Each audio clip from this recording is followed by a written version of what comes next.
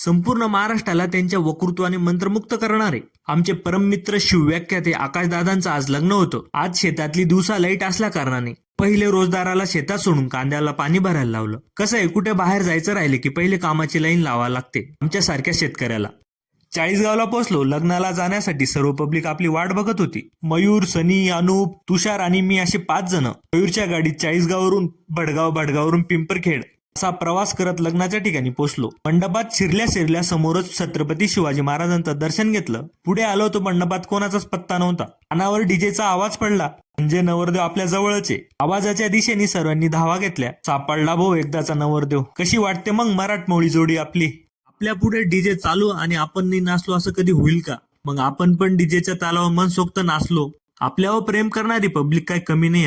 हळूहळू का होईना आपल्या प्रेम करणारा परिवार वाढतोय, याचा आनंद आहे, समाधान आहे. त्यानंतर आकाशदादांना आजपासून सुरू होणाऱ्या त्यांच्या वैवाहिक जीवनाच्या शुभेच्छा दिल्या. लग्न उरकून निघालो परतीच्या प्रवासाला. आम्ही जेवण तर लग्नात काही केलं नव्हतं, कारण की आमचे मित्र तुषारदादा देसले यांचं नुकतंच लग्न जमलंय. या आनंदात पार्टी झालीच पाहिजे म्हणून कसगावच्या रोहित हॉटेलला थांबलो. तेथे सर्व जेवण जेवत असताना जेवणाच्या ताटावरून उठून मयूर कोणासोबत बोलत असेल, पण तुम्हाला काय वाटतं? ते पण सर्व सोडून हो, कुछ ना कुछ तो गडबड जरूर है.